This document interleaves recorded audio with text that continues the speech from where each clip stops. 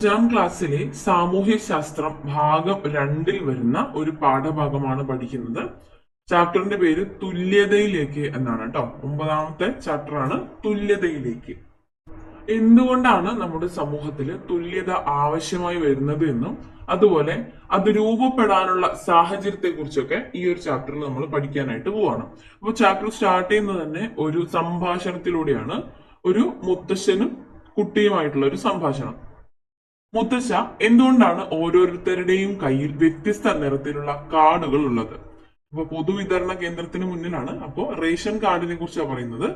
ഓരോ കുടുംബത്തിന്റെയും വരുമാനം വ്യത്യസ്തമായതുകൊണ്ടാണ് വ്യത്യസ്ത നിറത്തിലുള്ള കാർഡുകൾ. അവിടെ ആ ഒരു വ്യത്യസ്തത എന്തിനായിരിക്കും കൊണ്ടുവന്നിട്ടുള്ളത് എന്നുള്ളതൊക്കെ നമുക്ക്. ഓരോ കുടുംബത്തിന്റെയും വരുമാനം വ്യത്യസ്തമായിരിക്കുന്നത് എന്തുകൊണ്ടാണ്? അതിന് നിരവധി കാരണങ്ങളുണ്ട്. ഏതൊക്കെ തരം കാർഡുകളാണ് ഉള്ളത്? റേഷൻ കാർഡുകള് 4 തരത്തിലാണ് വരുന്നത്. ഒന്ന് മഞ്ഞ നിറത്തില്, പിന്നീട് ഒന്നുള്ളത് പിങ്ക് നിറത്തില്, അതിനുശേഷം നീല നിറത്തിൽ വരുന്നുണ്ട്. അതേ തുടർന്ന് വെള്ള നിറമാണ് വരുന്നത്. 4 തരത്തിലാണ് ഉള്ളത്. മഞ്ഞ നിറം സാമൂഹികമായും സാമ്പത്തികമായും പിന്നാക്കം നിൽക്കുന്നവർക്കുള്ളതാണ്. പിങ്ക് നിറം മുൻഗണനാ വിഭാഗം, ദാരിദ്ര്യരേഖയ്ക്ക് താഴെയുള്ളവർക്ക്. നീല സംസ്ഥാന സബ്സിഡി ലഭിക്കുന്നവർക്ക്, ദാരിദ്ര്യരേഖയ്ക്ക് മുകളിലുള്ളവർക്ക്.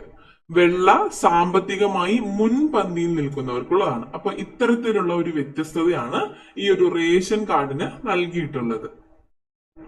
അപ്പൊ എന്തുകൊണ്ടാണ് കുടുംബങ്ങൾ തമ്മിലുള്ള വരുമാന വ്യത്യാസങ്ങൾ ഉണ്ടാവുന്നത്?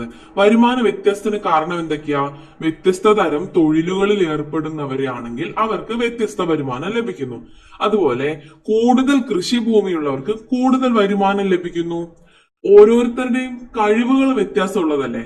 അപ്പൊ കഴിവിനനുസരിച്ച് വരുമാനവും വ്യത്യാസമുള്ളതായിട്ട് വരും. പിന്നീട് എന്താ പറയാ, ഓരോരുത്തരും നേടുന്ന വിദ്യാഭ്യാസ യോഗ്യത, അവരുടെ സ്കിൽസ്, നൈപുണ്യങ്ങൾ, ഇതിനൊക്കെ അനുസരിച്ച് ഓരോ ജോലിയും വ്യത്യാസമുള്ളതാണ്. ആ ഓരോ ജോലിക്കും വ്യത്യാസമായി ലഭിക്കുന്ന വരുമാനവും ഇപ്പോൾ വ്യത്യാസമുള്ളതായിരിക്കും. അപ്പൊ ഇതെല്ലാമാണ് വരുമാനത്തിൽ വ്യത്യാസം വരാനുള്ള കാരണം. 4 തരത്തിലുള്ള കാർഡുകൾ എങ്ങനെയാ വന്നതെന്നും മനസ്സിലായി. അടുത്തത് ഇവിടെ തന്നിട്ടുള്ളത് നേരത്തെ തന്നൊരു ചാപ്റ്ററിൽ നിന്നുള്ള 2 വ്യക്തികളെ കുറിച്ചാണ്. നമുക്ക് ജസ്റ്റ് ആ കാര്യം പറയാം. ഒരു കുട്ടിയെ സംബന്ധിച്ച്, ഒരു വീൽ ചെയറിൽ ഇരിക്കുന്ന ഒരു കുട്ടിയെ സംബന്ധിച്ച് എല്ലായിടത്തും പോകാനാകുമോ എന്ന ആശങ്കയോടുകൂടിയാണ് ഞാൻ കൂട്ടുകാരോടൊപ്പം പീലിയുടെ ഗ്രാമത്തിലേക്ക് പോയത്. പീലിയും അമ്മയും അച്ഛനും അവരുടെ ഗ്രാമവും നിറഞ്ഞ സന്തോഷത്തോടെയാണ് ഞങ്ങളെ സ്വാഗതം ചെയ്തത്. ഗ്രാമത്തിലെ കാഴ്ചകളെല്ലാം എന്തു രസമായിരുന്നു. പീലിയുടെ അച്ഛൻ കൃഷി ചെയ്തുണ്ടാക്കുന്ന സാധനങ്ങളാണ് അവരുടെ ഭക്ഷണത്തിനായി ഉപയോഗിക്കുന്നത്. നാട്ടിലെത്തുമ്പോൾ കഴിക്കുന്ന ഭക്ഷണത്തിന്റെ സ്വാദുണ്ടായിരുന്നു അതിന്. പാട്ടത്തിന് നൽകിയിരിക്കുന്ന ഞങ്ങളുടെ കൃഷിഭൂമിയിൽ ഇനി മുതൽ സ്വന്തമായി കൃഷി ചെയ്യണമെന്ന് വീട്ടിൽ പറയണം. ഈ സർക്കാർ ക്വാർട്ടേഴ്സിൽ നിന്നും നാട്ടിലേക്ക് താമസം മാറിയാൽ ഗ്രാമത്തിലെ സന്തോഷം കൂടി എനിക്ക് ആസ്വദിക്കും. അച്ഛനും അമ്മയ്ക്കും അവിടെ നിന്നും ഓഫീസിൽ പോകാമല്ലോ, ഈ കുട്ടിയുടെ അഭിപ്രായമാണ്. അതുപോലെ തന്നെ മറ്റൊരു വിദ്യാർത്ഥിയുടെ അഭിപ്രായമാണ്, നഗരത്തിലെ സൗകര്യങ്ങൾ ഒന്നുമില്ലാതെ എങ്ങനെ ഒരു ദിവസം കഴിച്ചുകൂട്ടുമെന്ന ചിന്തയോടുകൂടിയാണ് ഞാൻ പീലിയുടെ ഗ്രാമത്തിലേക്ക് പോയത്. റേഞ്ചും വൈഫൈയും ഒന്നുമില്ലാതെ പീലിയുടെ ഗ്രാമത്തിലെ ഉല്ലാസങ്ങൾ ഞാനും ആസ്വദിച്ചു. അവിടെ നിന്ന് മടങ്ങുമ്പോൾ നഗരജീവിതം മാത്രം രസകരമാണെന്ന എന്റെ ധാരണ പൂർണ്ണമായും മാറി. അവിടുത്തെ ഭക്ഷണത്തിന്റെ സ്വാദും ഇവിടുത്തെ പാക്കറ്റ് ഭക്ഷണത്തിന്റെ സ്വാദും വ്യത്യസ്തമാണ്. നഗരത്തിലെ അപ്പാർട്ട്മെന്റിൽ ബിസിനസ്സുകാരായ അച്ഛനമ്മമാർക്കൊപ്പം തിരക്കിട്ട ജീവിതമാണ് ഞങ്ങളുടേത്.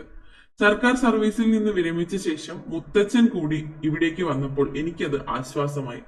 ഇവർ രണ്ടുപേരുടെയും ജീവിതം പറയുമ്പോൾ അവർക്ക് മനസ്സിലാവുന്നുണ്ട് എവിടെ നിന്നാണ് ഇവരുടെ ജീവിതത്തിലേക്കുള്ള വരുമാനം വരുന്നത്. വ്യത്യസ്തമായിട്ടാണ് വരുന്നത്. ഇവർ കൃഷിയുമായി ബന്ധപ്പെട്ട കാര്യമാണ് ഈ മുകളിലത്തെ പെൺകുട്ടി പറഞ്ഞത്. താഴെ വരുമ്പോൾ പൂർണ്ണമായിട്ടും ബിസിനസ്സുമായി ബന്ധപ്പെട്ട കാര്യങ്ങളുമായും ആണ് ഇവിടെ പറഞ്ഞിട്ടുള്ളത്. അപ്പൊ 2 തരത്തിലുള്ള വരുമാന മാർഗത്തെ കുറിച്ച് പറഞ്ഞു. നീനുവിനാണെങ്കിൽ കൃഷിഭൂമിയിൽ നിന്നുള്ള പാട്ടത്തിൽ നിന്ന് വരുമാനം ലഭിക്കുന്നു. അതുപോലെ അച്ഛനും അമ്മയും സർക്കാർ ജോലിയിലാന്ന് പറഞ്ഞു, സർക്കാരിൽ ജോലിയിൽ നിന്നുള്ള വരുമാനവും ലഭിക്കുന്നു. വിക്കിയുടെ കുടുംബത്തിലാണെങ്കിൽ മുന്നിലത്തെ ചാപ്റ്ററിലുള്ള പേരാണ് കേട്ടോ. വിക്കിയുടെ കുടുംബത്തിലുള്ളതാണെങ്കിൽ ബിസിനസ് ചെയ്യുന്നവരാണ്, ബിസിനസ്സുകാരായ അച്ഛനമ്മമാരാണെന്ന് പറയുന്നുണ്ട്. അതുപോലെ സർക്കാർ സർവീസ് പെൻഷൻ നേടുന്ന മുത്തച്ഛനുണ്ട്. അപ്പോൾ അത്തരത്തിലുള്ള വരുമാനമാണ് ഈ ഒരു കുടുംബത്തിലുള്ളത്. അപ്പൊ വ്യത്യസ്ത തരത്തിലുള്ള വരുമാനമാണ് ഉണ്ടാവുന്നത്. നീനുവിന്റെ കുടുംബ വരുമാന സ്രോതസ് നമ്മളിപ്പോ പറഞ്ഞു, കൃഷിഭൂമിയിൽ നിന്ന് ലഭിക്കുന്ന പാട്ടം, അതുപോലെ സർക്കാർ ജോലി. വിക്കിയുടെ കുടുംബ വരുമാന സ്രോതസ് എന്ന് പറയുന്നത് ബിസിനസ് ആണ്, അതുപോലെ സർക്കാർ സർവീസ്, പെൻഷൻ. രണ്ട് കുടുംബത്തിന്റെയും വരുമാനത്തിന്റെ ഏകദേശ കണക്കാണ് ഇവിടെ തന്നിട്ടുള്ളത്. വിക്കിക്ക് 3 ലക്ഷത്തിനും 5 ലക്ഷത്തിനും ഇടയിലാണ്. എന്നാൽ നീനുവിന് 1 ലക്ഷത്തിനും 3 ലക്ഷത്തിനും ഇടയിലാണ്. രണ്ട് കുടുംബത്തിന്റെ വരുമാനം വ്യത്യസ്ത തരത്തിലാണ്. അതിന് കാരണം എന്താണ്? പ്രധാനമായിട്ടും തൊഴിലിന്റെ വ്യത്യാസം, അതുപോലെ തന്നെ വരുമാന സ്രോതസ്സുകളുടെ വ്യത്യാസം. ഇവരുടെ രണ്ടുപേരുടെയും വീട്ടുകാരുടെ ജോലി, അതുപോലെ വരുമാന സ്രോതസ് വ്യത്യാസമുള്ളതാണ്. കുടുംബ വരുമാന വ്യത്യാസത്തിന്റെ കാരണങ്ങൾ: തൊഴിലിൽ നിന്നുള്ള വരുമാനത്തിന്റെ വ്യത്യാസം, വരുമാന സ്രോതസ്സുകളുടെ വ്യത്യാസം എന്നിവയാണ്. തൊഴിലിൽ നിന്നുള്ള വരുമാനത്തിന്റെ വ്യത്യാസം ഇവിടെ പിക്ചറൈസ് ചെയ്തിട്ട് 4 തരത്തിലുള്ള വ്യത്യസ്ത തൊഴിലുകൾ തന്നിട്ടുണ്ട്. എന്താണ്? ഒന്ന്, അധ്യാപനം. ക്ലാസ്സിലെ കുട്ടികൾക്ക് ടീച്ചർ ക്ലാസ് പറഞ്ഞു കൊടുക്കുക, അല്ലെങ്കിൽ അധ്യാപനമാണ് ഇവിടെ നടക്കുന്നത്. രണ്ടാമത് എന്താണ്? നിർമ്മാണ പ്രവർത്തനമാണ്. ഓരോരുത്തരും അതുമായി ബന്ധപ്പെട്ട പ്രവർത്തനമാണ് നടക്കുന്നത്, നിർമ്മാണ പ്രവർത്തനം. മൂന്നാമത് ചുമട്ട് തൊഴിലാണ്. നാലാമത് വരുന്നത് കച്ചവടമാണ്. ഒരു ചന്തയ്ക്ക് സമാനമായിട്ടുള്ള ഒരു കാഴ്ചയാണ്. അപ്പൊ ഒരു കച്ചവടവുമായി ബന്ധപ്പെട്ടതാണ് ഇവിടെ കാണിച്ചിരിക്കുന്നത്. അപ്പൊ 4 തരം വ്യത്യസ്ത തരത്തിലുള്ള ജോലികൾ അല്ലെങ്കിൽ തൊഴിലുകളാണ് ഇവിടെ തന്നിട്ടുള്ളത്. ഈ ജോലികൾക്കെല്ലാം തന്നെ ഒരേ തരത്തിലുള്ള സ്കിൽ അല്ലെങ്കിൽ നൈപുണ്യമാണോ ആവശ്യമായിട്ടുള്ളത്? അല്ല. അപ്പൊ അതുകൊണ്ട് തന്നെ ഇത്തരത്തിലുള്ള വിവിധ തരത്തിലുള്ള ജോലികളിൽ ഏർപ്പെടുന്നവർക്ക് അതിനനുസരിച്ചുള്ള തൊഴിലിന്റെ സ്വഭാവം അനുസരിച്ച് അതിൽ നിന്ന് കിട്ടുന്ന വരുമാനവും വ്യത്യസ്തമാകുന്നു. ഓക്കെ, വരുമാന സ്രോതസ്സുകളുടെ വ്യത്യാസം. വരുമാന സ്രോതസ്സുകളിൽ ഉണ്ടാകുന്ന വ്യത്യാസം കുടുംബ വരുമാനം വ്യത്യാസപ്പെടുന്നതിന്റെ പ്രധാന കാരണമാണ്. ബാങ്ക് നിക്ഷേപം, ഓഹരി നിക്ഷേപം, ആസ്തികൾ എന്നിവ വിവിധ വരുമാന സ്രോതസ്സുകളാണ്. ബാങ്ക് നിക്ഷേപം, ഓഹരി നിക്ഷേപം, ആസ്തികൾ എന്നിവ വിവിധ വരുമാന സ്രോതസ്സുകളാണ്. വരുമാന സ്രോതസ്സിലുള്ള വ്യത്യാസമനുസരിച്ച് വരുമാനത്തിലും വ്യത്യാസമുണ്ടാകും. വരുമാന സ്രോതസ്സുകൾ നമ്മൾ ഏതൊക്കെയാ പറഞ്ഞത്? ബാങ്ക് നിക്ഷേപം, ഓഹരി നിക്ഷേപം, ആസ്തികൾ. ഇത്തരത്തിലുള്ള വരുമാന സ്രോതസ്സിലുള്ള വ്യത്യാസമനുസരിച്ച് വരുമാനത്തിലും വ്യത്യാസമുണ്ടാകും. ഉയർന്ന വരുമാനമുള്ളവർക്ക് കൂടുതൽ ആവശ്യങ്ങൾ നിറവേറ്റാനായിട്ട് കഴിയുന്നു. എന്നാൽ താഴ്ന്ന വരുമാനമുള്ളവർക്ക് അവരുടെ അടിസ്ഥാന ആവശ്യങ്ങൾ പോലും പല അവസരങ്ങളിലും നിറവേറ്റാൻ സാധിക്കാതെയും വരുന്നു. അതാണ് വരുമാനത്തിൽ നിന്നുള്ള വ്യത്യാസങ്ങളായിട്ട് പറയുന്നത്. വരുമാനത്തിന്റെ ലഭ്യതയുടെ അടിസ്ഥാനത്തിൽ കുടുംബങ്ങളെ 3 ആയിട്ട് തരംതിരിക്കുന്നുണ്ട്. ഉയർന്ന വരുമാനമുള്ള കുടുംബങ്ങൾ, ഇടത്തരം വരുമാനമുള്ള കുടുംബങ്ങൾ, താഴ്ന്ന വരുമാനമുള്ള കുടുംബങ്ങൾ. ഇവിടെ വരുമാന സ്രോതസ്സായി പറഞ്ഞിട്ടുള്ള കാര്യങ്ങളിൽ ഒന്നാണ് ബാങ്ക് നിക്ഷേപം, അതുപോലെ ഓഹരി നിക്ഷേപം, ആസ്തികൾ. അപ്പൊ നമുക്ക് മനസ്സിലായി, തൊഴിലിൽ നിന്നും മറ്റ് വരുമാന സ്രോതസ്സുകളിൽ നിന്നും ലഭിക്കുന്ന വരുമാനം വ്യത്യാസമുള്ളതാണ്. ആണല്ലോ? അതെ. തൊഴിലിലും വരുമാനത്തിലുമുള്ള അസമത്വം സമൂഹത്തിൽ സാമ്പത്തിക അസമത്വത്തിന് കാരണമാകുന്നു. തൊഴിലിലും വരുമാനത്തിലുമുള്ള അസമത്വം സമൂഹത്തിൽ സാമ്പത്തിക അസമത്വത്തിന് കാരണമാകുന്നു. തുല്യമായിട്ടുള്ള ഒരു സാമ്പത്തിക സ്ഥിതി ആയിരിക്കില്ല സമൂഹത്തിൽ നിലനിൽക്കുന്നത്.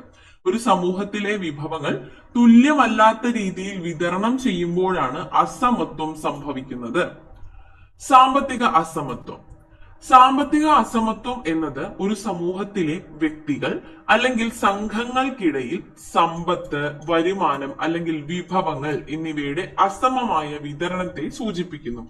ഒരു സമൂഹത്തിലെ സമ്പത്ത്, വരുമാനം അല്ലെങ്കിൽ വിഭവങ്ങളുടെ അസമമായ വിതരണത്തെ കുറിച്ച് സൂചിപ്പിക്കുന്നതാണ് സാമ്പത്തിക അസമത്വം. ഇത് പലപ്പോഴും അവസരങ്ങൾ, വിദ്യാഭ്യാസം, തൊഴിൽ, ആരോഗ്യ സംരക്ഷണം, രാഷ്ട്രീയ അധികാരം എന്നിവയിലേക്കുള്ള പ്രാപ്യതയിലെ നേടുന്നതിനുള്ള സാഹചര്യത്തിന്റെ അസമത്വത്തിലേക്ക് നയിക്കുന്നു. വിഭവങ്ങളുടെയും അവസരങ്ങളുടെയും കൂടുതൽ തുല്യമായ വിതരണം ലക്ഷ്യമിട്ടുള്ള വിവിധ നയങ്ങളുടെയും സംരംഭങ്ങളുടെയും സാമ്പത്തിക അസമത്വം പരിഹരിക്കാൻ സർക്കാർ ശ്രമിക്കുന്നു. അപ്പൊ ഇത്തരത്തിലാണ് സമൂഹത്തിൽ അസമത്വം നിലനിൽക്കുന്നത്. അപ്പോൾ ഇതൊരു തരം അസമത്വമാണ് സാമ്പത്തിക അസമത്വം. സാമ്പത്തിക അസമത്വം മാത്രമാണോ നിലനിൽക്കുന്നത്? അല്ല, മറ്റു തരത്തിലുള്ള അസമത്വങ്ങളും നിലനിൽക്കുന്നുണ്ട്. ജാതിയുടെ, മതത്തിന്റെ, വർണ്ണത്തിന്റെ, വർഗത്തിന്റെ, ലിംഗ പദവിയുടെയൊക്കെ പേരിലും അസമത്വം നടക്കുന്നുണ്ട്. നോക്കാം, മിശ്ര ഭോജനത്തെ കുറിച്ചാണ് പറയുന്നത്. ജീവൻ നിലനിർത്തുന്നതിന് അനിവാര്യമായ ആഹാരം കഴിക്കുന്ന കാര്യത്തിൽ നിലനിന്നിരുന്ന വിവേചനം അവസാനിപ്പിക്കുന്നതിന് വേണ്ടി നിരവധി സമരങ്ങൾ 19ാം നൂറ്റാണ്ടിന്റെ ആരംഭം മുതൽ കേരളത്തിൽ നടക്കുന്നുണ്ടായിരുന്നു. അയ്യ വൈകുണ്ഠ സ്വാമികൾ സ്ഥാപിച്ച സമത്വ സമാജത്തിന്റെ നേതൃത്വത്തിൽ നടന്ന സമപന്തി ഭോജനം മുതൽ നിരവധി സമരങ്ങളാണ് ഇത്തരത്തിൽ നടന്നിട്ടുള്ളത്. ഇതിൽ ഏറ്റവും ശ്രദ്ധേയമായ ഒന്നാണ് 1917 മെയ് 29 എറണാകുളം ജില്ലയിലെ ചെറായിൽ സഹോദരൻ എന്ന പത്രത്തിന്റെ പത്രാധിപരായ കെ അയ്യപ്പൻ, അതായത് സഹോദരൻ അയ്യപ്പൻ സംഘടിപ്പിച്ച മിശ്ര ഭോജനം. ഇത് കാരണം അദ്ദേഹത്തിന് കൊടിയ മർദ്ദനവും ഭീഷണിയും നേരിടേണ്ടി വന്നു. വിവേചനത്തിനെതിരായ സമരത്തിലെ ഒരു നിർണായക സംഭവമായിരുന്നു ഇത്. അപ്പൊ നമ്മൾ നേരത്തെ പറഞ്ഞു, സാമ്പത്തിക അസമത്വം മാത്രമല്ല പലതരത്തിലുള്ള അസമത്വങ്ങളും നിലവിലുണ്ടായിരുന്നു, അല്ലെങ്കിൽ ഇപ്പോഴും ഉണ്ട്, ഒളിഞ്ഞും തെളിഞ്ഞും ഒക്കെ ഉണ്ട്. അപ്പോ അത്തരത്തിലുള്ള ഒരു അസമത്വമായിരുന്നു. ഭക്ഷണം, ആഹാരം കഴിക്കുന്ന കാര്യത്തിൽ പോലും ഒരു വിവേചനം നേരിട്ടിരുന്ന കാലത്ത് 19ാം നൂറ്റാണ്ടിന്റെ ആരംഭത്തിൽ അയ്യ വൈകുണ്ഠ സ്വാമികൾ ആരംഭിച്ച അല്ലെങ്കിൽ സ്ഥാപിച്ച സമത്വ സമാജത്തിന്റെ നേതൃത്വത്തിൽ സമപന്തി ഭോജനം നടന്നു. സമപന്തി ഭോജനം ആരാണ്? അയ്യ വൈകുണ്ഠ സ്വാമികളാണ്. അദ്ദേഹം സ്ഥാപിച്ച പ്രസ്ഥാനമാണ് സമത്വ സമാജം. മറ്റൊന്നാണ് സഹോദരൻ അയ്യപ്പൻ അല്ലെങ്കിൽ കെ അയ്യപ്പൻ. സഹോദരൻ പത്രത്തിന്റെ പത്രാധിപരായിരുന്ന കെ അയ്യപ്പൻ സ്ഥാപിച്ച മിശ്ര ഭോജനം എന്നാണ് 1917 മെയ് 29 എറണാകുളം ജില്ലയിലെ ചെറായിലാണ് മിശ്ര ഭോജനം. അപ്പൊ സമപന്തി ഭോജനം നമ്മൾ കണ്ടു, മിശ്ര ഭോജനം നമ്മൾ കണ്ടു. അടുത്തത് മേൽമുണ്ട് സമരമാണ്. വസ്ത്രധാരണ അവകാശത്തിനു വേണ്ടി തെക്കൻ തിരുവിതാംകൂറിലെ സ്ത്രീകൾ 19ാം നൂറ്റാണ്ടിന്റെ ആദ്യം മുതൽ നടത്തി വന്ന സമരമാണ് മേൽമുണ്ട് സമരം. ദീർഘകാലത്തെ സമരത്തിന് ശേഷം ജാതി മത വ്യത്യാസമില്ലാതെ, അപ്പൊ ജാതിയിൽ നിന്നും മതത്തിൽ നിന്നുള്ള വ്യത്യാസമാണ് ഇതിന് കാരണമായിട്ടുള്ളത്. ജാതി മത വ്യത്യാസമില്ലാതെ എല്ലാവർക്കും ഇഷ്ടപ്പെട്ട വസ്ത്രം ധരിക്കാനുള്ള അവകാശം നൽകിക്കൊണ്ട് തിരുവിതാംകൂർ സർക്കാർ വിളംബരം പ്രസിദ്ധപ്പെടുത്തി. എങ്കിലും ജാത്യാചാരത്തിന്റെ പേരിൽ പിന്നീടും ഇഷ്ടപ്പെട്ട വസ്ത്രം ധരിക്കാൻ പലർക്കും കഴിഞ്ഞിരുന്നില്ല. അപ്പൊ മേൽമുണ്ട് സമരമാണ് പറഞ്ഞത്. തെക്കൻ തിരുവിതാംകൂറിലെ സ്ത്രീകൾ വസ്ത്രധാരണ അവകാശത്തിന് വേണ്ടി 19ാം നൂറ്റാണ്ടിന്റെ ആദ്യം മുതൽ നടത്തിവന്ന സമരമാണ് മേൽമുണ്ട് സമരം. തെക്കൻ തിരുവിതാംകൂറിലാണ്. ദീർഘകാലത്തെ സമരത്തിന് ശേഷം ജാതി മത വ്യത്യാസമില്ലാതെ എല്ലാവർക്കും ഇഷ്ടമുള്ള വസ്ത്രം ധരിക്കാനുള്ള അവകാശം തിരുവിതാംകൂർ സർക്കാർ വിളംബരത്തിലൂടെ അറിയിച്ചു. അയ്യങ്കാളി പഞ്ചമി സ്മാരക വിദ്യാലയം. ഇത് ജാതി മത വ്യത്യാസമില്ലാതെ വിദ്യാഭ്യാസം ലഭിക്കണമെന്ന് ആവശ്യപ്പെട്ടുകൊണ്ടുള്ള ഒരു സമരത്തിന്റെ ഭാഗമായിരുന്നു. ജാതി മത വ്യത്യാസമില്ലാതെ എല്ലാ വിഭാഗം വിദ്യാർത്ഥികൾക്കും 4ാം ക്ലാസ് വരെയുള്ള വിദ്യാഭ്യാസം തിരുവിതാംകൂർ സർക്കാർ സൗജന്യമായി നൽകിയിരുന്നു. എന്നിട്ടും മേൽജാതിക്കാർ എന്ന് കരുതപ്പെട്ടിരുന്ന വിഭാഗത്തിലെ സ്കൂൾ അധികൃതർ കീഴ്ജാതി, കണ്ടോ, ജാതി വ്യത്യാസമാണ് ഇവിടെ കണക്ക് കൂട്ടുന്നത്. കീഴ്ജാതിക്കാർ എന്ന് കരുതപ്പെട്ടിരുന്ന വിഭാഗത്തിലെ കുട്ടികൾക്ക് പ്രവേശനം നൽകിയില്ല. ഇതിൽ പ്രതിഷേധിച്ചാണ് സർക്കാർ ഉത്തരവ് നടപ്പിലാക്കണമെന്ന് ആവശ്യപ്പെട്ടുകൊണ്ട് പഞ്ചമി എന്ന പേരുള്ള ദളിത് ബാലികയുടെ കൈപിടിച്ച് ഊരൂട്ടമ്പലം സ്കൂളിൽ ചെന്ന് പ്രവേശനം നൽകാൻ അയ്യങ്കാളി ആവശ്യപ്പെട്ടത്. പഞ്ചമിക്ക് പ്രവേശനം നൽകാൻ അധികാരികൾ നിർബന്ധിതരായെങ്കിലും അന്ന് രാത്രി തന്നെ മേൽജാതിക്കാർ ആ സ്കൂളിന് തീയിട്ടു. കത്തിക്കരിഞ്ഞ ബെഞ്ചിന്റെയും മറ്റുപകരണങ്ങളുടെയും അവശേഷിപ്പുകൾ സ്കൂൾ മ്യൂസിയത്തിൽ ഇന്നും സൂക്ഷിച്ചിട്ടുണ്ട്. ഈ സ്കൂളിന് അയ്യങ്കാളി പഞ്ചമി സ്മാരക സ്കൂൾ എന്ന് പേരിട്ടു. അപ്പൊ ഒരു ദളിത് ബാലികയുടെ വിദ്യാഭ്യാസ അവകാശത്തിന് വേണ്ടി നടത്തിയ ഒരു സമരമുറ പോലെയായിരുന്നു ഇത് ഊരൂട്ടമ്പലം സ്കൂളില്. അപ്പൊ ഇപ്പൊ ആ സ്കൂളിന്റെ പേര് അയ്യങ്കാളി പഞ്ചമി സ്മാരക സ്കൂൾ എന്നാണ്. അയ്യങ്കാളിയാണ് മുന്നിട്ട് നിന്ന നേതാവ്. ഏതൊക്കെ തരത്തിലുള്ള അസമത്വങ്ങളാണ് പ്രതിപാദിച്ചിട്ടുള്ളത്? ഒരുമിച്ചിരുന്ന് ഭക്ഷണം കഴിക്കുന്നതിനുള്ള അവസരം ഇല്ലായ്മ, വസ്ത്രധാരണത്തിലെ അസമത്വം, വിദ്യാഭ്യാസ നിഷേധം, സാമൂഹികമായി എല്ലാ ജനവിഭാഗങ്ങളും തുല്യരല്ലാത്ത അവസ്ഥയാണ് സാമൂഹിക അസമത്വം. അപ്പൊ വിവിധ തരത്തിലുള്ള കാരണങ്ങൾ ഇതിനുണ്ട്. പദവി, അവകാശങ്ങൾ, അവസരങ്ങൾ എന്നിവയിൽ തുല്യമല്ലാത്ത അവസ്ഥ സാമൂഹിക അസമത്വം സൃഷ്ടിക്കുന്നു. അപ്പൊ എന്താണ് സാമൂഹിക അസമത്വം? സാമൂഹിക അസമത്വം എന്നത് ഒരു സമൂഹത്തിനുള്ളിലെ വിഭവങ്ങൾ, അവസരങ്ങൾ, പദവികൾ എന്നിവയുടെ അസമമായ വിതരണത്തെ സൂചിപ്പിക്കുന്നു. തുല്യമല്ലാത്ത വിതരണത്തെയാണ് സൂചിപ്പിക്കുന്നത്. വരുമാനത്തിലെ അസമത്വം, സാമ്പത്തിക അസമത്വം, സമ്പത്തിലെ അസമത്വം, വിദ്യാഭ്യാസത്തിനും ആരോഗ്യ പരിപാലനത്തിനും അവസരമില്ലായ്മ, വംശം, ജാതി, ലിംഗ പദവിയെ എന്നിവയെ അടിസ്ഥാനമാക്കിയുള്ള വിവേചനം, രാഷ്ട്രീയ സാമൂഹിക സ്ഥാപനങ്ങളിലെ അസമമായ പ്രാതിനിധ്യം എന്നിങ്ങനെ വിവിധ രൂപങ്ങളിൽ സാമൂഹിക അസമത്വം പ്രകടമാകുന്നു. സാമൂഹിക അസമത്വത്തെ ഉന്മൂലനം ചെയ്യുന്നതിനായി സമൂഹത്തിലെ എല്ലാ അംഗങ്ങൾക്കും തുല്യത, നീതി, തുല്യ അവസരങ്ങൾ എന്നിവ ലക്ഷ്യമിട്ടുള്ള നയങ്ങൾ സർക്കാർ രൂപീകരിക്കുന്നു. അപ്പോ എന്താണ് സാമൂഹിക അസമത്വം? സമൂഹത്തിലെ വിഭവങ്ങൾ, അവസരങ്ങൾ, പദവികൾ എന്നിവയുടെ തുല്യമല്ലാത്ത വിതരണമാണ് സാമൂഹിക അസമത്വത്തിന് കാരണം. അപ്പൊ നമ്മൾ നേരത്തെ കുറച്ച് അസമത്വങ്ങൾക്ക് എന്ത് തരത്തിലുള്ള അസമത്വങ്ങൾ ഉണ്ടായിരുന്നു അല്ലെങ്കിൽ ഉണ്ട് എന്ന് കണ്ടു. അത് കൂടാതെ ആരോഗ്യ പരിപാലനത്തിനും വിദ്യാഭ്യാസത്തിനും അവസരമില്ലായ്മ, വംശം, ജാതി, ലിംഗ പദവി എന്നിവയെ അടിസ്ഥാനമാക്കിയുള്ള വിവേചനം, രാഷ്ട്രീയ സാമൂഹിക സ്ഥാപനങ്ങളിലെ അസമമായ പ്രാതിനിധ്യം, ഇത്തരത്തിൽ ഒരുപാട് വിവിധ തരത്തിലുള്ള സാമൂഹിക അസമത്വമുണ്ട്. ഇത്തരത്തിലുള്ള സാമൂഹിക അസമത്വങ്ങളെ നീക്കം ചെയ്യുന്നതിനായിട്ട് ഭരണഘടന പോലും ആർട്ടിക്കിൾ 15 ഓർമ്മയുണ്ടല്ലോ, ഇത്തരത്തിലുള്ള അവഗണനകളെ അല്ലെങ്കിൽ അസമമായ ഒരു വിതരണത്തെ ഒഴിവാക്കുന്നതിന് വേണ്ടിയൊക്കെയുള്ള നയങ്ങൾ സർക്കാർ ഓരോ തരത്തിൽ രൂപീകരിച്ച് വരുന്നുണ്ട്. സാമൂഹിക അസമത്വത്തിന് ഇടയാക്കുന്ന കാരണങ്ങളും അവയെ സ്വാധീനിക്കുന്ന ഘടകങ്ങളും. ഒന്നാമത്തെ കാരണം സാമ്പത്തിക അസമത്വമാണ്. അതിന് സ്വാധീനിക്കുന്ന ഘടകങ്ങൾ വരുമാനത്തിലെ വ്യത്യാസം, തൊഴിലില്ലായ്മ, വിഭവങ്ങളുടെ ലഭ്യത കുറവ്, കൂലി അല്ലെങ്കിൽ ശമ്പളത്തിലെ വ്യത്യാസം എന്നിവയാണ്. വിദ്യാഭ്യാസ അസമത്വത്തിന് കാരണം ഗുണനിലവാരമുള്ള വിദ്യാഭ്യാസത്തിന്റെ അഭാവം, പരിമിതമായ വിദ്യാഭ്യാസ അവസരങ്ങൾ എന്നിവയാണ്. സാമൂഹിക ഘടനയ്ക്കുള്ളിലെ അസമത്വം, അതിന് ഘടകം അല്ലെങ്കിൽ കാരണം ജാതി, മതം, വംശം, ലിംഗ പദവി, ഭിന്നശേഷി എന്നിവ അടിസ്ഥാനമാക്കിയുള്ള വിവേചനവും സാമൂഹിക വഴക്കങ്ങൾ സൃഷ്ടിക്കുന്ന അസമത്വവുമാണ്.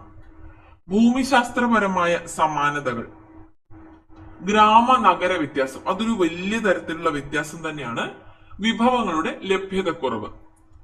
ചരിത്രപരമായ ഘടകങ്ങൾ, കോളനിവൽക്കരണം, അടിമത്തം, അടിമത്തമാണ്, അടിമത്വമല്ല, മലയാളത്തിൽ വരാറുണ്ട്, ശ്രദ്ധിക്കുക. അടിമത്തം, അടിച്ചമർത്തലുകൾ ഇവയെല്ലാം ചരിത്രപരമായ കാരണങ്ങളാണ്. ഇനി രണ്ട് പേരുടെ പ്രത്യേക സാഹചര്യങ്ങളാണ്, രണ്ട് വ്യത്യസ്ത സാഹചര്യങ്ങളാണ് നൽകിയിട്ടുള്ളത്. ശാന്തി 5ാം ക്ലാസ്സിലാണ് പഠിക്കുന്നത്. അവൾക്ക് അച്ഛനും അമ്മയും ചേച്ചിയും അനുജനും ഉണ്ട്. തീരപ്രദേശത്ത് താമസിക്കുന്ന അവർ കടലാക്രമണം രൂക്ഷമാകുമ്പോൾ ഭീതിയോടെയാണ് കഴിയുന്നത്. കെട്ടുറപ്പുള്ള വീടില്ലാത്തതാണ് അവർ നേരിടുന്ന ഏറ്റവും വലിയ പ്രശ്നം. അടുത്തത്, ആകാശും കുടുംബവും മലയോര മേഖലയിലാണ് താമസിക്കുന്നത്. വാഹന സൗകര്യമില്ലാത്തതിനാൽ ആകാശിനും സഹോദരിമാർക്കും സ്കൂളിൽ പോകുന്നത് പ്രയാസമാണ്. നമ്മൾ നേരത്തെ സംസാരിച്ച സമയത്ത് സാമൂഹിക അസമത്വത്തിന് കാരണമായിട്ടുള്ള ഒരുവിധപ്പെട്ട കാരണങ്ങളും അതുപോലെ തന്നെ അവയെ സ്വാധീനിക്കുന്ന ഘടകങ്ങളും കണ്ടു. എന്നാൽ ഇവിടെ നമുക്ക് മനസ്സിലാക്കാവുന്നത് എന്താണ്? ഭൂപ്രകൃതിയും ഒരു തരത്തിൽ അല്ലെങ്കിൽ മറ്റൊരു തരത്തിൽ അസമത്വത്തിന് കാരണമാക്കുന്നു. ഇവിടെ ശാന്തിയുടെ താമസം അല്ലെങ്കിൽ കുടുംബത്തിന്റെയും ശാന്തിയുടെയും താമസം തീരപ്രദേശത്താണ്. അപ്പോ അതാണ്, കെട്ടുറപ്പുള്ള വീടില്ല എന്നുള്ളത് ആ ഒരു ഭൂപ്രകൃതിയാണ് ഇവിടെ കാരണമായിട്ട്. അതുപോലെ ആകാശും കുടുംബവും മലയോര മേഖലയിൽ താമസിക്കുമ്പോൾ അവിടെയും ഭൂപ്രകൃതിയാണ് കാരണമായിട്ട് വരുന്നത്. രണ്ടുപേരുടെയും പ്രശ്നം ഭൂപ്രകൃതിയുമായി ബന്ധപ്പെട്ടതാണ്. കെട്ടുറപ്പുള്ള വീടില്ലാത്തതും വിദ്യാഭ്യാസം നേടുന്നതിനുള്ള സൗകര്യങ്ങൾ ലഭ്യമാക്കുന്നതിനുള്ള പ്രയാസവുമാണ്. ഇത്തരത്തിലുള്ള സാഹചര്യങ്ങളും പരിഹരിക്കപ്പെടേണ്ടതാണ്. ഈ ശാന്തിയുടെയും ആകാശിന്റെയും പ്രശ്നങ്ങൾ പരിഹരിക്കുന്നതോടൊപ്പം സാമൂഹിക അസമത്വം നേരിടുന്ന എല്ലാ ജനവിഭാഗങ്ങളുടെയും പ്രശ്നങ്ങളും പരിഹരിക്കേണ്ടതുണ്ട്. എല്ലാ ജനവിഭാഗങ്ങളുടെയും അടിസ്ഥാന ആവശ്യങ്ങൾ നിറവേറ്റുമ്പോഴാണ് സാമൂഹിക പുരോഗതി സാധ്യമാകുന്നത്. അതിനുള്ള സൗകര്യങ്ങളും സാഹചര്യങ്ങളും സൃഷ്ടിക്കേണ്ടതായുമുണ്ട്. സാമൂഹിക അസമത്വത്തെ അഭിസംബോധന ചെയ്യുന്നതിന് സമഗ്രമായ നയപരിഷ്കരണങ്ങൾ ആവശ്യമാണ്. ഇതിനായി വിദ്യാഭ്യാസ സംരംഭങ്ങൾ, സാമൂഹിക നീതിക്കും തുല്യ അവകാശങ്ങൾക്കും വേണ്ടിയുള്ള പദ്ധതികൾ എന്നിവ സർക്കാർ ആവിഷ്കരിച്ച് നടപ്പിലാക്കുന്നു. അപ്പൊ എന്തൊക്കെ തരത്തിലുള്ള പദ്ധതികളായിരിക്കും ഇത്തരത്തിൽ ആവശ്യമായിട്ട് വരുമ്പോൾ അത് കൊടുക്കുന്നുണ്ടാവുക? പലതരത്തിലുള്ള പദ്ധതികളിലൂടെയും ഇത്തരത്തിലുള്ളവർക്ക് വീടിനുള്ള സൗകര്യം, വിദ്യാഭ്യാസ അവകാശത്തിനുള്ള സൗകര്യം നൽകുന്നുണ്ടാവും. കൂടുതൽ പഠിക്കാൻ ആവശ്യമായി വിദ്യാവാഹിനി എന്നൊരു പദ്ധതി കൊടുക്കുന്നുണ്ട്. അതുപോലെ തന്നെ ഗ്രാമീണ തൊഴിലുറപ്പ് പദ്ധതിയിലൂടെ, മഹാത്മാഗാന്ധി ദേശീയ ഗ്രാമീണ തൊഴിലുറപ്പ് പദ്ധതിയിലൂടെ തൊഴിൽ ലഭ്യത ഉറപ്പുവരുത്തുന്നുണ്ട്. അതുപോലെ ലൈഫ് മിഷൻ പദ്ധതി, അത്തരത്തിലുള്ള ഒരുപാട് പദ്ധതികളിലൂടെ എല്ലാ വിധത്തിൽപ്പെട്ട എല്ലാ ജനവിഭാഗങ്ങളുടെയും അടിസ്ഥാന ആവശ്യങ്ങൾ നിറവേറ്റിക്കൊണ്ട് സാമൂഹിക പുരോഗതി സാധ്യമാകണമെന്ന് ഓരോ പദ്ധതിയിലൂടെയും ആവിഷ്കരിച്ച് സർക്കാർ നടപ്പിലാക്കി വരുന്നുണ്ട് പദ്ധതികൾ. സാമൂഹിക സാമ്പത്തിക അസമത്വം പരിഹരിക്കുന്നതിനുള്ള സർക്കാർ ഇടപെടലുകളാണ് ഇനി പഠിക്കുന്നത്. അസമത്വം നേരിടുന്ന ജനവിഭാഗങ്ങളുടെ ഉന്നമനത്തിന് വേണ്ടി സർക്കാർ വിവിധ പദ്ധതികൾ നടപ്പിലാക്കി വരുന്നുണ്ട്. ഭക്ഷണം, പാർപ്പിടം, വിദ്യാഭ്യാസം, ആരോഗ്യ സുരക്ഷ, മറ്റ് അടിസ്ഥാന സൗകര്യങ്ങൾ എന്നിവ എല്ലാ വിഭാഗം ജനങ്ങൾക്കും ലഭ്യമാക്കുന്നതിന് വേണ്ടി കേന്ദ്ര സംസ്ഥാന സർക്കാരുകൾ വിവിധ പദ്ധതികൾ നടപ്പിലാക്കി വരുന്നു. നോക്കാം. ക്ഷേമ പെൻഷനുകൾ. സാമൂഹിക സാമ്പത്തിക പിന്നാക്കാവസ്ഥ നേരിടുന്ന ജനവിഭാഗങ്ങൾക്കും ദുർബല വിഭാഗങ്ങൾക്കും സാമ്പത്തിക സഹായം നൽകുന്നതിന് ലക്ഷ്യമിട്ടുള്ള സാമൂഹിക സുരക്ഷാ പദ്ധതികളാണ് ക്ഷേമ പെൻഷനുകൾ. സാമൂഹിക സാമ്പത്തിക പിന്നാക്കാവസ്ഥ നേരിടുന്ന ജനവിഭാഗങ്ങൾക്കും ദുർബല വിഭാഗങ്ങൾക്കും സാമ്പത്തിക സഹായം നൽകുന്നതിന് ലക്ഷ്യമിട്ടുള്ള സാമൂഹിക സുരക്ഷാ പദ്ധതികളാണ് ക്ഷേമ പെൻഷനുകൾ. അപ്പൊ അതിനൊരു ക്രൈറ്റീരിയ ഉണ്ടാവുമല്ലോ, അതാണ് മുതിർന്ന പൗരർ, ഭിന്നശേഷിക്കാർ, വിധവകൾ, 50 വയസ്സിന് മുകളിലുള്ള അവിവാഹിതരായ സ്ത്രീകൾ, കർഷക തൊഴിലാളികൾ മുതലായവരാണ് ക്ഷേമ പെൻഷനുകളുടെ പ്രധാന ഗുണഭോക്താക്കൾ. സർക്കാർ നടപ്പിലാക്കുന്ന ക്ഷേമ പെൻഷനുകൾ: 1. കർഷക തൊഴിലാളി പെൻഷൻ, 2. വാർദ്ധക്യകാല പെൻഷൻ, അതുപോലെ തന്നെ വിധവ പെൻഷൻ സ്കീം, ദേശീയ വിധവ pension scheme, disability pension scheme, ഇവയെല്ലാം തന്നെ സർക്കാർ നടപ്പിലാക്കി വരുന്ന ക്ഷേമ പെൻഷനുകളാണ്. ഇനി സ്കോളർഷിപ്പ്. വിദ്യാഭ്യാസ അവകാശത്തിന് വിദ്യാർത്ഥികൾക്ക് നിരവധി സ്കോളർഷിപ്പുകൾ ഏർപ്പെടുത്തിയിട്ടുണ്ട്. നിരവധി സ്കോളർഷിപ്പുകൾ നൽകുന്നു. ഇത്തരത്തിലുള്ള സ്കോളർഷിപ്പ് നൽകുന്നതിലൂടെ വിദ്യാർത്ഥികൾ കൂടുതൽ പഠനത്തിലേക്ക് അടുക്കുകയാണ് ചെയ്യുന്നത്. അപ്പൊ അതിന് ഉദാഹരണമായിട്ടാണ് pre matric scholarship, post matric scholarship, അതുപോലെ TH മുഹമ്മദ് കോയ സ്കോളർഷിപ്പ്, പട്ടികജാതി പട്ടികവർഗ വകുപ്പുകൾക്കുള്ള സ്കോളർഷിപ്പ്, ഒറ്റ പെൺകുട്ടി സ്കോളർഷിപ്പ്. ഇതെല്ലാം വിദ്യാർത്ഥികളുടെ വിദ്യാഭ്യാസ അവകാശം കൂടുതൽ നല്ലതാക്കുന്നതിന് വേണ്ടിയിട്ടുള്ള സ്കോളർഷിപ്പുകളാണ്. സാമൂഹിക സാമ്പത്തിക അസമത്വം പരിഹരിക്കുക എന്നതുകൂടാതെ ധാരാളം പദ്ധതികളും സർക്കാർ നടപ്പിലാക്കി വരുന്നുണ്ട്. അവയിൽ ചിലതാണ് ഇവിടെ തന്നിട്ടുള്ള പൊതുവിതരണ കേന്ദ്രം, PDS, public distribution system, ration കട, മാവേലി സ്റ്റോർ, നീതി സ്റ്റോർ തുടങ്ങിയവ. അവശ്യ സാധനങ്ങൾ വിലക്കുറവിൽ ലഭ്യമാക്കുന്ന സംവിധാനങ്ങളാണ് പൊതുവിതരണ കേന്ദ്രം, മാവേലി സ്റ്റോർ, നീതി സ്റ്റോർ. അപ്പൊ ഇതും സാധാരണക്കാർക്ക് വളരെയധികം സഹായകമായിട്ടുള്ള ഒരു സംവിധാനമാണ്. സർക്കാർ നൽകുന്ന സബ്സിഡിയോടെ ഈ കേന്ദ്രങ്ങളിൽ നിന്ന് വിലക്കുറവിൽ നമുക്ക് സാധനങ്ങൾ വാങ്ങാനായിട്ട് സാധിക്കുന്നു. അപ്പൊ എന്താണ് സബ്സിഡി? വ്യക്തികൾക്കോ സ്ഥാപനങ്ങൾക്കോ മാനദണ്ഡങ്ങൾക്കനുസരിച്ച് സർക്കാർ നൽകുന്ന സാമ്പത്തിക ആനുകൂല്യമോ പിന്തുണയോ ആണ് സബ്സിഡി എന്ന് പറയുന്നത്. വ്യക്തികൾക്കോ സ്ഥാപനങ്ങൾക്കോ മാനദണ്ഡങ്ങൾക്കനുസരിച്ച് സർക്കാർ നൽകുന്ന സാമ്പത്തിക ആനുകൂല്യമോ പിന്തുണയോ ആണ് സബ്സിഡി. നേരിട്ടോ അല്ലാതെയോ സബ്സിഡി നൽകാം.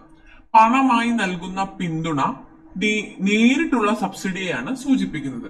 നികുതി നിരക്ക് കുറയ്ക്കുക, വായ്പകൾ കുറഞ്ഞ പലിശ ഈടാക്കുക, ഇവ പരോക്ഷ സബ്സിഡിയിൽ ഉൾപ്പെടുന്നു. രണ്ട് തരത്തിലാണ് സബ്സിഡി വരുന്നത്, നേരിട്ടോ അല്ലാതെയോ ആണ്.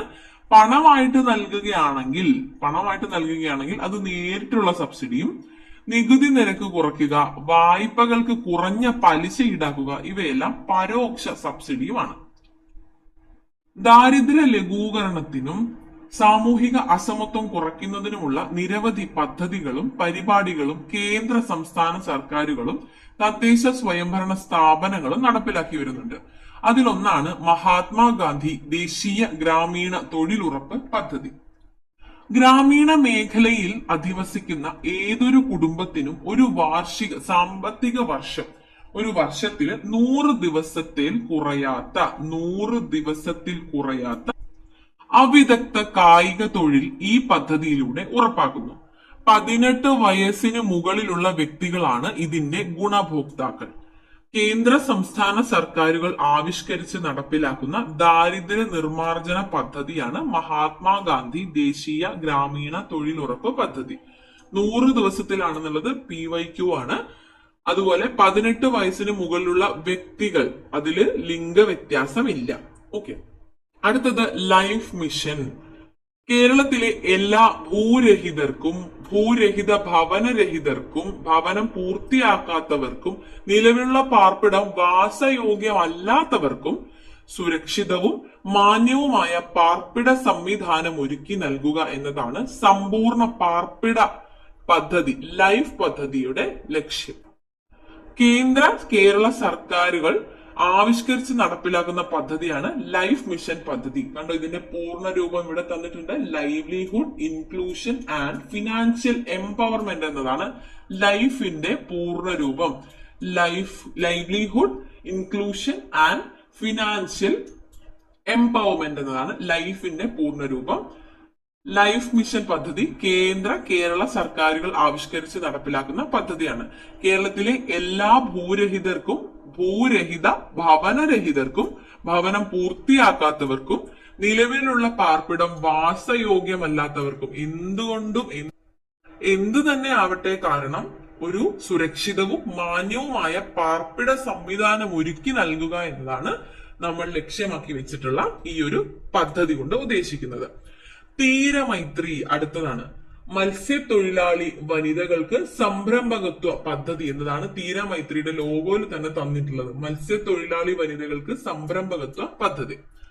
മത്സ്യത്തൊഴിലാളി സമൂഹത്തിലെ കുടുംബങ്ങളിലെ വനിതകളെ സംരംഭകരാക്കി സമൂഹത്തിന്റെ മുഖ്യധാരയിൽ എത്തിക്കുന്നതിനായി ചെറുകിട തൊഴിൽ സംരംഭങ്ങളുടെ വികസന പദ്ധതി കേരള സർക്കാർ നടപ്പിലാക്കി വരുന്നുണ്ട്. ഇത് കേരള സർക്കാർ പദ്ധതിയാണ്.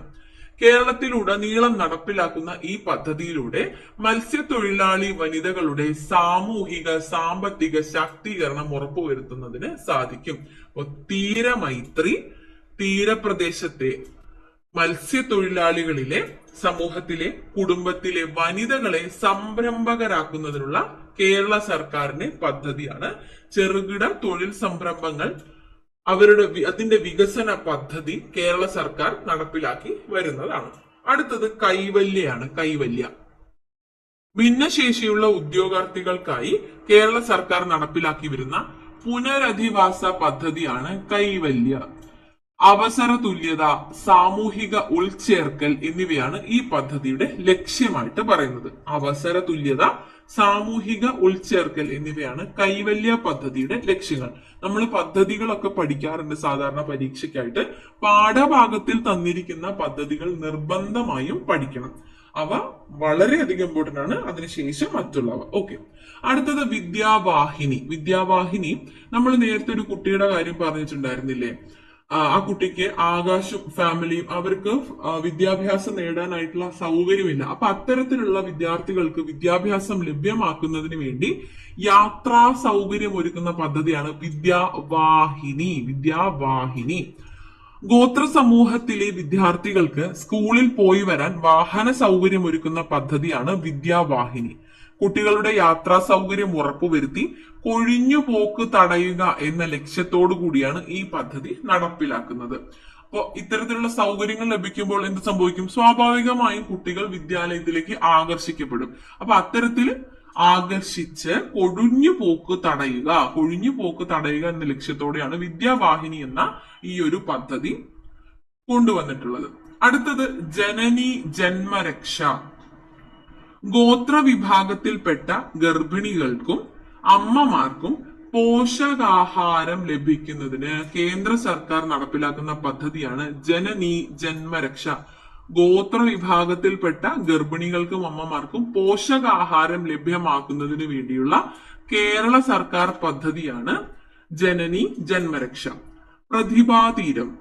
തീരദേശ മേഖലയിലെ കുട്ടികളുടെ വിദ്യാഭ്യാസ പുരോഗതിക്കായി കേരള സർക്കാർ നടപ്പിലാക്കുന്ന പദ്ധതി. പ്രതിഭ വിദ്യാഭ്യാസ പുരോഗതി നേടുമ്പോൾ പ്രതിഭയാകും. തീരദേശ മേഖലയിലെ കുട്ടികളുടെ ആയതുകൊണ്ട് തീരം പദ്ധതി കേരള സർക്കാർ നടപ്പിലാക്കുന്ന പദ്ധതിയാണ്.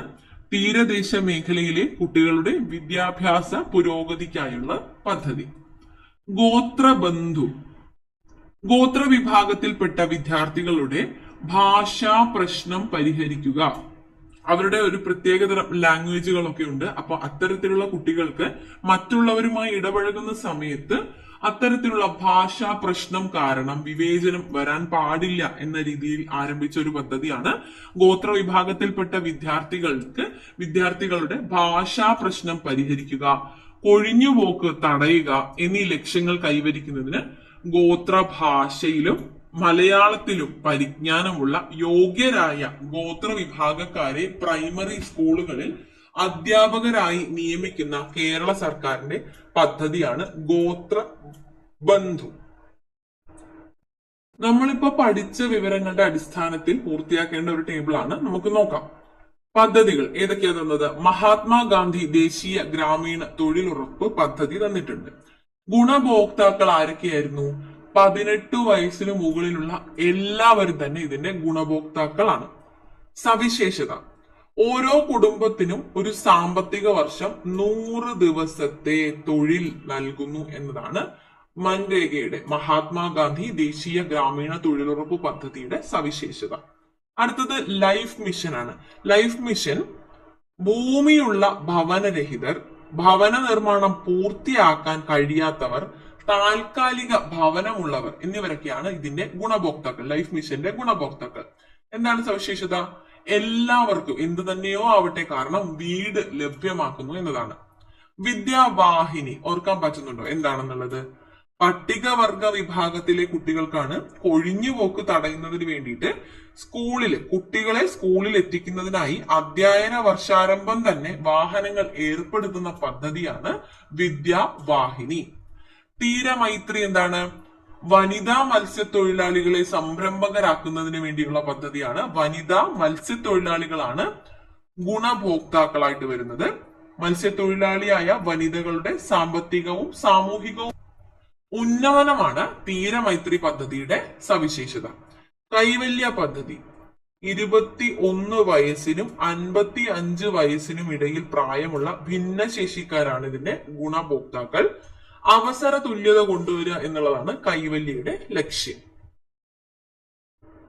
ഭൂമിശാസ്ത്രപരവും ചരിത്രപരവും വിദ്യാഭ്യാസപരവും സാമ്പത്തികവുമായ ഘടകങ്ങൾ സാമൂഹിക അസമത്വത്തിന് കാരണമാകുന്നുണ്ട്, നമ്മൾ കണ്ടു. അപ്പൊ അത്തരത്തിൽ സാമൂഹിക സാമ്പത്തിക അസമത്വങ്ങൾ പരിഹരിക്കുന്നതിന് സർക്കാർ നടപ്പിലാക്കുന്ന പദ്ധതികൾ നമ്മൾ കണ്ടു. അതുമായി ബന്ധപ്പെട്ട് ബോധവൽക്കരണം നടത്തുന്നതിനായിട്ടുള്ള പോസ്റ്റർ രചനകളുടെ ഉദാഹരണമാണ് വളരുന്ന കേരളം വളർത്തിയവർക്ക് ആദരം എന്നതും അന്നം തരുന്ന കൈകൾക്ക് സല്യൂട്ട്.